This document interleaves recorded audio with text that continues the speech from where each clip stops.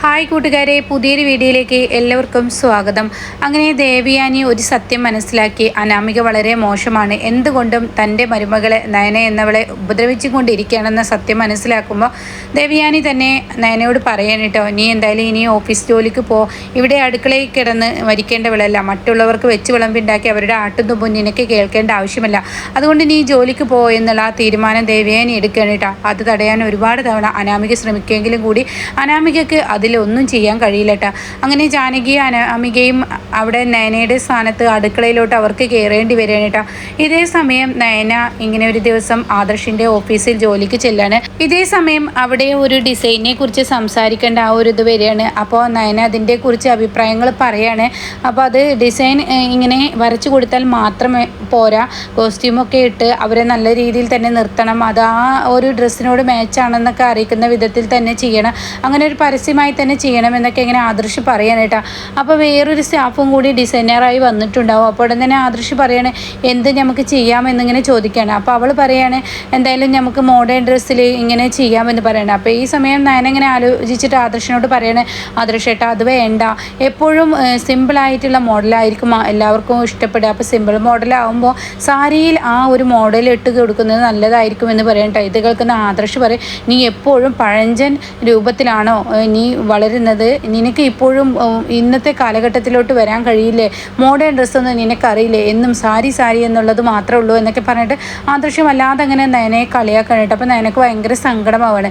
അങ്ങനെ ആദർശം അതങ്ങ് പറഞ്ഞു പോവുകയും ചെയ്തു കേട്ടോ. എന്നാൽ ഈ സമയം പുറത്ത് കിടന്ന അനി പറയുന്നുണ്ട്, എന്തിനാ ആദർശേട്ടാ നയനോട് അങ്ങനെ പറഞ്ഞത്, അവൾക്ക് നന്നായി സങ്കടമായിട്ടുണ്ട്, ഏട്ടത്തിയോട് അങ്ങനെ പറയേണ്ടായിരുന്നു, കാരണം ഇത്രയും വലിയ ബിസിനസ്സുകളൊക്കെ നമുക്ക് നേടിപ്പിടിച്ച് തന്നത് ഈ നയനേട്ടത്തിയുടെ ഈ പഴയ ആ ഒരു കല കൊണ്ട് തന്നെയാണ്, അത് മനസ്സിലാക്കണം എന്നൊക്കെ ഇങ്ങനെ പറയുമ്പോൾ ഞാനത് പറഞ്ഞതിൽ എന്തെങ്കിലും ഒരു കാര്യമുണ്ടാവും, അതിൽ എത്ര അറിഞ്ഞാൽ മതി നീ എന്ന് പറഞ്ഞിട്ട് ആദർശം അങ്ങ് പോകുന്നു കേട്ടോ. പിന്നീട് നയന തൻ്റെ വീട്ടിൽ ചെന്നതിന് ശേഷം അത്രയും സ്റ്റാഫുകൾക്കിടയിൽ ആദർശ് എന്തുകൊണ്ടായിരിക്കും എന്നെ അങ്ങനെ പറഞ്ഞത്, ആദർശട്ട് എന്തിനാ എന്നോട് ഇങ്ങനെ സാരി എടുക്കുന്നതിനെ കുറിച്ചൊക്കെ തരം താഴ്ത്തി പറഞ്ഞത് എന്നിങ്ങനെ ചിന്തിക്കുകയാണ് കേട്ടോ.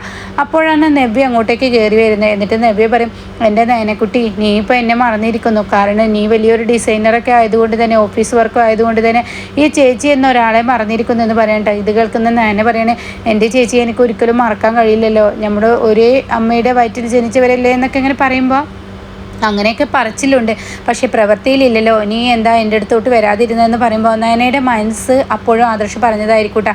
അപ്പോൾ ഈ സമയം നയന ഇങ്ങനെ ചിന്തിച്ച് നിൽക്കുമ്പോൾ നവ്യ ചോദിക്കുകയാണ്, നിനക്ക് എന്താടി ഇത്ര വല്ലാത്ത ടെൻഷൻ, എന്താണെങ്കിൽ ഈ ചേച്ചിയോട് പറ എന്ന് പറയണേ. അപ്പോഴും തന്നെ ഒന്നുമില്ല എന്ന് പറയണേ. ഇല്ല, എൻ്റെ മോളുടെ മുഖത്ത് എന്തോ സങ്കടമുണ്ട്, ഈ ചേച്ചി നിനക്ക് പരിഹാരം ഉണ്ടാക്കി തരാം, എന്താണെങ്കിലും നീ എന്നോട് പറ എന്ന് വീണ്ടും അങ്ങനെ നവ്യ പറയുമ്പോൾ ഉടൻ തന്നെ ആ ഒരു മറുപടി നൽകണം കേട്ടോ. അതെ, ഇന്ന് ഞാൻ ഓഫീസിൽ ചെന്നപ്പോൾ ആദർശേട്ടൻ എന്നെ വളരെ മോശമായി പരിഹസിച്ചു എന്ന് പറയട്ടെ. ഇത് കേട്ട ഉടൻ തന്നെ എന്താ അവിടെ ഉണ്ടായതെന്ന് പറയണേ. അപ്പോൾ ഉടൻ തന്നെ ആ ഉണ്ടായ സംഭവങ്ങളൊക്കെ ഇങ്ങനെ പറഞ്ഞു കൊടുക്കുകയാണ്, എനിക്ക് മോഡേൺ ഒന്നും അറിയില്ല, ഇത്രയും നല്ല ഡിസൈനൊക്കെ വരച്ചിട്ട് അത് മോഡേൺ ആണെന്ന് ആദർശ് പറയുന്നില്ല, എന്നാൽ ആദർശേട്ടൻ എന്നെ കളിയാക്കുകയാണ് എല്ലാവർക്കിടയിൽ ചെയ്തതെന്ന് പറയണ്ട. അതാണ് അപ്പോൾ ഇത്ര വലിയ കാര്യം, അത് ഇത്ര വിഷയമാക്കണ്ട എന്ന് പറഞ്ഞ് നബി അങ്ങ് വിടുകയാണ്. പിന്നീട് പിറ്റേ ദിവസം രാവിലെ ആയി, എല്ലാവരും ഇങ്ങനെ പോകാൻ വേണ്ടി ഒരുങ്ങുകയാണ്. അതായത് ആദർശ് പോയിരിക്കുന്നു, നയനയാണെങ്കിൽ ഓഫീസിൽ പോകാൻ ഇങ്ങനെ ഒരുങ്ങിയിട്ട് പുറത്തോട്ട് വരികയാണ്. അപ്പോൾ ഈ സമയം ഇങ്ങനെ എല്ലാവരും അവിടെ ഇരുന്ന് ഇങ്ങനെ സംസാരിക്കുകയാണ്. അതായത് അനാമികക്ക് ഒട്ടും ഇഷ്ടപ്പെടുന്നില്ല നയന ഓഫീസിൽ പോകുന്നത്.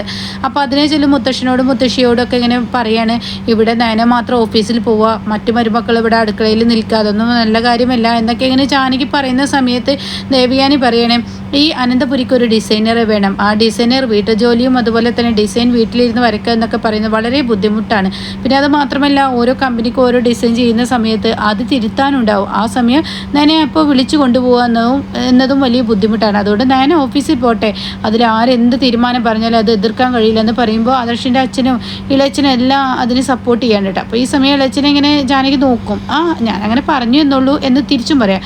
അപ്പോഴേക്കും അവിടെ അനി പറയാണ്, ഈ ഏട്ടത്തി വന്നതിൽ പിന്നെ കമ്പനിക്ക് നല്ല മെച്ചമാണ്, അതുകൊണ്ട് തന്നെ കറക്റ്റായി തിരുത്താനുള്ളത് അപ്പോഴെ തന്നെ തിരുത്താനും കഴിയുന്നുണ്ട് എന്നൊക്കെ ഇങ്ങനെ മുത്തശ്ശനോട് പറയണം കേട്ടോ. അപ്പോഴാണ് അവിടെ ഒരു ഓർഡറുമായി ഒരാൾ വന്നിരിക്കുന്നത്, ഈ വീട്ടിലോട്ട് ഒരു ഓർഡർ ഉണ്ടെന്ന് പറയണേ. അത് കേട്ടുടനെ എന്നാൽ ശരിയെന്ന് പറഞ്ഞിട്ട് അനിയോട് അത് വാങ്ങിയെന്ന് പറയണേ. അങ്ങനെ അനി അത് വാങ്ങാൻ ചെല്ലുകയാണ് കേട്ടോ. അപ്പോഴാണ് നയനെ പുറത്തോട്ട് വരുന്നത്. അപ്പോൾ ഈ സമയം അത് അവരുടെ കയ്യിൽ നിന്ന് കുറേ ഡ്രസ്സുകളായിരിക്കൂട്ടോ. ആ ഡ്രസ്സുകൾ ഇങ്ങനെ അനിയുടെ കൈകളിൽ കൊടുക്കുകയാണ്. അപ്പോൾ ഒരു 6-7-8 പീസ് അനിയുടെ കൈകളിൽ കൊടുത്തു. അപ്പോൾ അനി അത് വാങ്ങിച്ച് പോകാനൊരുങ്ങുമ്പോൾ അയാൾ പറയണേ, ആ ഡെലിവറി പോയി പറയണേ ഇനിയും ഉണ്ട് സാധനം എന്ന് പറയട്ടോ. അത് കേട്ടോടെ തന്നെ എല്ലാവരും അങ്ങ് ഞെട്ടിപ്പോവാണ്. മുത്തശ്ശിയും അതുപോലെ ബാക്കിയുള്ളവരൊക്കെ ഞെട്ടാണ്. അപ്പോൾ ഈ സമയം ദേവയാനി പറയും, നിങ്ങൾക്ക് വീട് മാറിയതായിരിക്കും, ഇത് ഇങ്ങോട്ടല്ല എന്ന് പറയണേ. അപ്പോഴേക്കും ജാനകിയും പറയണേ, ഇത് വീട് മാറിയതായിരിക്കും, ഇത്രയും തോന്നെ ഡ്രസ്സൊന്നും ഇവിടെ ആരും വാങ്ങില്ല എന്ന് പറയണേ. അത് കേൾക്കുന്ന ജലജയും പറയണേ, ശരിയാണ്, ഇവിടെ ഇത്രയും തോന്നെ ഡ്രസ്സൊന്നും ആരും വാങ്ങില്ല, ഇത് ആരുടേതാണാവോ എന്നിങ്ങനെ പറയണേ. അപ്പോൾ ഉടൻ തന്നെ ഇന്ന് അഡ്രസ്സ് നോക്കുക എന്ന് പറയണേട്ടാ. അപ്പോൾ അനി നീ അഡ്രസ്സ് നോക്കിയെന്ന് പറയണേ. എന്നാൽ ഈ സമയം അപ്പോഴേക്കും അങ്ങോട്ടേക്ക് അബി ഓടിച്ചെല്ലാണ്. ഇവിടെ ഇങ്ങനെ പറയുന്നുണ്ട്, അനി പറയുന്നുണ്ട്, എനിക്ക് അഡ്രസ്സ് നോക്കാൻ കഴിയില്ല, കാരണം എൻ്റെ കയ്യിലാണല്ലോ ഇത്രയും ഡ്രസ്സ് ഇരിക്കുന്നത്, അപ്പം ഞാനെങ്ങനെ അഡ്രസ്സ് നോക്കും, അതുകൊണ്ട് അബി വന്ന് നോക്കിയെന്ന് പറയണേ. അങ്ങനെ അബി ആ ഒരു ഡ്രസ്സിൻ്റെ മുകളിലുള്ള ആ അഡ്രസ്സ് നോക്കുമ്പോൾ അതിലെഴുതിയ പേര് കണ്ട് ആകെ ഞെട്ടിപ്പോവാണ്. പിന്നീട് എല്ലാവരുടെയും മുഖത്തൊക്കെ ഇങ്ങനെ അന്തം വിട്ട് നോക്കി നിൽക്കുമ്പോൾ ജലജ ചോദിക്കുകയാണ്, നീ എന്താടാ കണ്ണും തുറിച്ച് നോക്കി നിൽക്കുന്നത്, നിന്നോട് അഡ്രസ്സ് ആളുടെ പേര് പറയാൻ പറഞ്ഞിട്ട് അത് തെറ്റാണെങ്കിൽ അവർക്ക് തിരുത്തി കൊടുക്കുമെന്ന് പറയുമ്പോൾ അതല്ല അമ്മ, ഇത് ഈ വീട്ടിലോട്ടുള്ളത് തന്നെയാണ് എന്ന് പറയാനിട്ടാ. അപ്പോൾ ഉടൻ തന്നെ നവ്യ അങ്ങോട്ടേക്ക് കടന്നു വരികയാണ്. എന്താ അബി, ഈ വീട്ടിലോട്ടുള്ളത് തന്നെയെന്ന് പറഞ്ഞിട്ട് ഇനി അതിലുള്ള പേര് ആരാണെന്ന് നീ വ്യക്തമാക്കുന്നില്ലല്ലോ എന്ന് നവ്യ സംസാരിക്കുകയാണ്. അപ്പോൾ ഉടൻ തന്നെ അബി ഇങ്ങനെ പേടിച്ച് വരച്ചും കൊണ്ട് അബി പറയണേ, അത് എൻ്റെ അമ്മയാണെന്ന് പറയട്ടോ. ഇത് കേൾക്കുന്ന മുത്തശ്ശി ചോദിക്കും, എന്താണ് ജലജ, നിനക്ക് വട്ടായോ, ഇത്രയും തോന്നെ ഡ്രസ്സുകൾ എന്തിനാ ഇവിടെ എന്ന് ചോദിക്കുകയാണ്.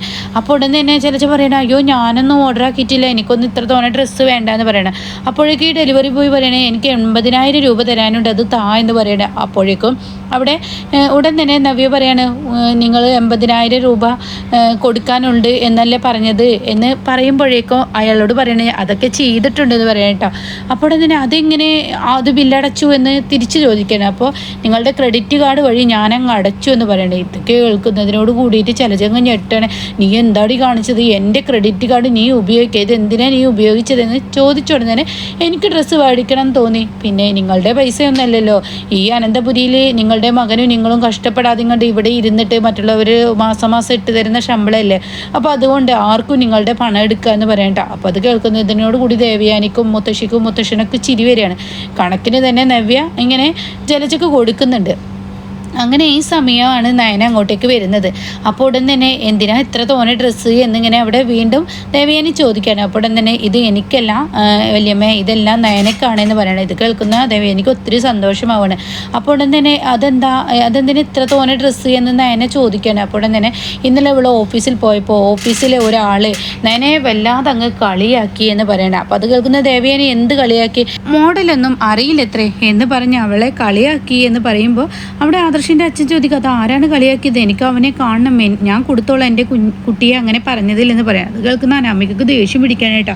അപ്പോഴേക്കും നവ്യ പറയണം, അതാരോ ആയിക്കോട്ടെ, എന്തായാലും ഈ ഡ്രസ്സുകളെല്ലാം നയനക്കാണ്, ഇനി ആരും അങ്ങനെ പറയാൻ പാടില്ലല്ലോ, നയന എന്നും സാരി എടുത്ത് പോകുന്നതിലാണ് അതിപ്പോൾ പറയുന്നത്, അതുകൊണ്ട് ഞാൻ ഇതിലൊരു ഡ്രസ്സ് അവളെ ഇട്ട് കൊണ്ടുവരാം എന്ന് പറയണം. അങ്ങനെ നയനയെ മാറ്റി ഡ്രസ്സൊക്കെ മാറ്റിയിട്ട് എല്ലാവർക്കും മുന്നിൽ കൊണ്ടുവരുമ്പോൾ എല്ലാവരും വാവ് നല്ല ഭംഗിയുണ്ട് എന്നൊക്കെ പറഞ്ഞിട്ട് എല്ലാവരും ഇങ്ങനെ പുകഴ്ത്തുമ്പോൾ ശരിക്കും അനാമികക്ക് ദേഷ്യം വരാനായിട്ട്. അനാമിക ഓരോ ദിവസവും അവിടെ ഒന്നുമല്ലായ്മയിലോട്ട് പോയിക്കൊണ്ടിരിക്കുകയാണ്.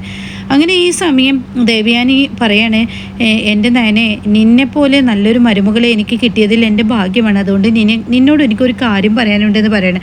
അപ്പോൾ ഇത് കേട്ട് എല്ലാവരും ഇങ്ങനെ നോക്കി നിൽക്കുകയാണ്. ഇതേ സമയം എല്ലാവരോടും കൂടി ഞാനൊരു കാര്യം പറയണേ, ഇനി അനന്തപുരിയുടെ ചാവി എൻ്റെ കയ്യിൽ വെക്കേണ്ട ആവശ്യമില്ല.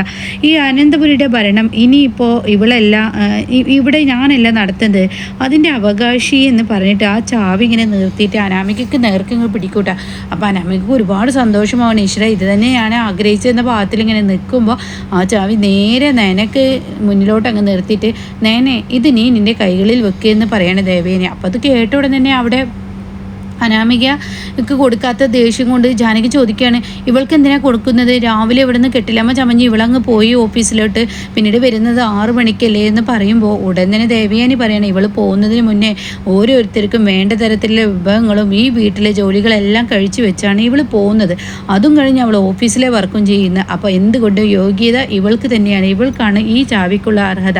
എങ്ങനെ പണം യൂസ് ചെയ്യണമെന്നും എങ്ങനെ മറ്റുള്ള കാര്യങ്ങൾ കൊണ്ടു നടക്കണമെന്നും എങ്ങനെ ഒരു വീട് കൊണ്ടു നടക്കുന്നു, വീട്ടിലുള്ള ആൾക്കാർക്ക് എന്തൊക്കെ വേണമെന്നോ മറ്റുള്ളവരുടെ മരുന്ന് കഴിഞ്ഞോ മറ്റുള്ളത് വേണോ എന്നൊക്കെ അറിയാനുള്ളതും പണം ദൂർത്തടിക്കാതെ ജീവിക്കാനൊക്കെ ഇവൾക്കേ കഴിയുള്ളൂ. അതുകൊണ്ട് എൻ്റെ മരുമകളുടെ കയ്യിൽ തന്നെ ചാവിയിരിക്കട്ടെ എന്ന് പറയുമ്പോൾ എല്ലാവരും കൈയടിക്കാനായിട്ടാണ്. ഇത് കാണുന്ന അനാമിക ദേഷ്യത്തോടു കൂടി തൻ്റെ സാരിയും പൊക്കി അങ്ങ് ഓടിപ്പോകുമ്പോൾ ജാനകി പിറകെ പോവാണ്. അങ്ങനെ നല്ല കിടുക്ക സീനാണ് കേട്ടോ ഇനിയൊക്കെ വരാനിരിക്കുന്നത്.